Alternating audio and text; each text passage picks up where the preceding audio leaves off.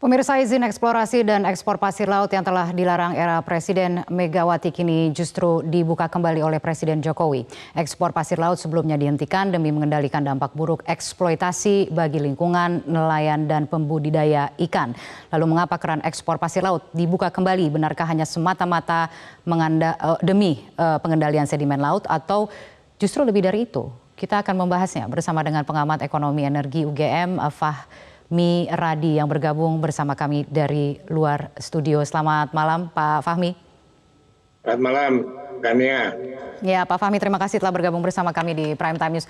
Pak Fahmi, tiba-tiba kita dikejutkan dengan dikeluarkannya peraturan pemerintah nomor 26 tahun 2023 soal antara lain pembukaan ekspor pasir laut. Mengapa dulu dilarang, justru kini dibuka kembali?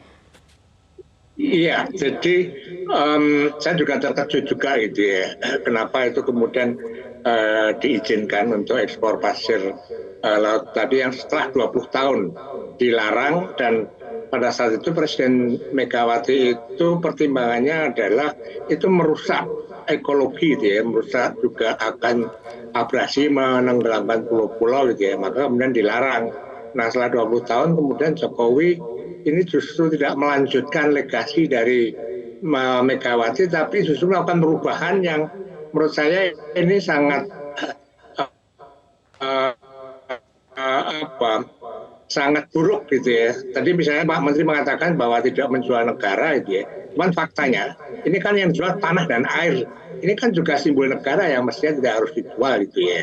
Nah, padahal kalau dihitung gitu ya, harga atau manfaat yang diperoleh dari ekspor ini tidak sebanding dengan kerusakan yang akan diperoleh Indonesia tadi gitu ya, di antaranya kerusakan lingkungan, kemudian tenggelamnya pulau-pulau kecil, kemudian juga terancamnya masyarakat di sekitar pesisir. Saya kira ini sudah tidak tepat sama sekali. Menurut saya hanya satu kata gitu ya, batalkan izin ekspor air pasir laut itu kan ya. Oke, apa sebenarnya yang paling dikhawatirkan dengan dibukanya keran ekspor ini? Karena kemudian dari pemerintah tadi kita sudah mendengarkan ada penjelasan secara resmi yang sudah disampaikan oleh KKP, kemudian juga ada dari Menteri ESDM, juga kita mendengar ada statement dari Menko Polhukam yang mengatakan dan menjamin tidak akan ada kalau kemudian poinnya adalah soal kerusakan, bahwa nanti akan digunakan teknologi GPS dan lain sebagainya. Tapi kalau kita bicara konsekuensi ekonominya, skala ekonomisnya, mengapa kemudian tidak sebanding dengan kerusakan yang akan terjadi pada ekologi laut ketika kita bicara soal manfaat ekonominya? Iya, tadi kerusakan dari Wahid saya kira sesuai dengan keahliannya sudah mengungkapkan gitu ya, kemungkinan kerusakan yang itu kan merupakan cost gitu ya, yang harus diterima oleh Indonesia tadi. Nah sementara benefitnya ini jualan air laut ini kan sebetulnya harganya nggak begitu tinggi amat gitu ya, sehingga pasir yang laut, harus dilakukan pasir laut yang harus dilakukan oleh pengusaha yang mendapat izin tadi adalah mengejar omset kan. Nah karena mengejar omset maka kemudian saya perkirakan mereka akan melakukan pengedukan pasir laut tadi secara ugal-ugalan untuk mengejar omset agar profitnya dapat tercapai. Nah kalau Luhut mengatakan ini bisa dikontrol dengan teknologi GPS, siapa yang bisa menjamin tadi gitu ya? Karena tidak semudah itu melakukan kontrol untuk mengetahui seberapa besar yang mereka ambil. Pengalaman di beberapa legal mining gitu ya, itu juga terjadi perluasan dan itu menjadi ilegal dan itu nggak bisa diawasi. Dan saya yakin gitu ya, secanggih apapun teknologi yang akan digunakan untuk pengawasan tadi, ini saya kira tidak akan bisa dilakukan. Kalau tadi dikatakan bahwa ini untuk mengurangi sedimasi, ya fokus saja ke sedimasi itu. Kalau memang itu sudah cukup, ya tidak perlu diekspor lagi. Yang memang permintaan dari terutama dari Singapura itu kan memang besar dan selalu meningkat tadi. Tapi nanti akan jadi ironis gitu ya, dengan adanya penggalian pasir laut tadi, banyak pulau yang hilang, sementara Singapura itu daratannya akan semakin luas. Nah ini saya kira justru sangat ironis juga gitu ya.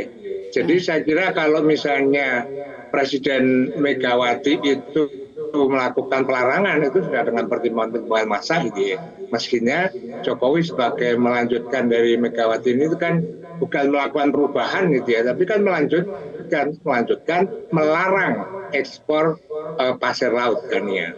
Oke, kalau menurut Anda apa sebenarnya, ada apa di balik keputusan ini? Artinya kalau kita bicara dari manfaat ekonominya, berulang kali dikatakan bahwa ada manfaat ekonominya begitu, dan kemudian juga disampaikan bahwa sepanjang pemenuhan dalam negeri. Jadi kalau melihat dari tata niaganya sendiri atau ketentuan dalam perundang-undangannya kan sebenarnya memang dibatasi bahwa baru boleh diekspor ketika pemenuhan dalam negerinya ini sudah dilakukan begitu. Nah artinya kalau kita melihat kan sudah ada beberapa rambu-rambu yang dikeluarkan, termasuk juga perizinan ekspornya nanti akan melalui Kementerian Perdagangan, kemudian juga untuk usaha pertambangannya itu juga harus melalui Menteri SDM begitu, dan kemudian juga nanti harus bayar pajak dan lain sebagainya.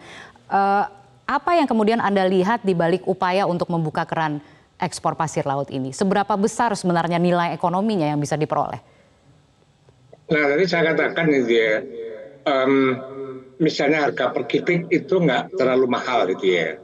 Nah kalau itu dibatasi sesuai dengan pengurangan subsidi tadi, maka omset penjualan tadi nggak akan mencapai untuk mencapai keekonomian atau untuk memperoleh profit tadi.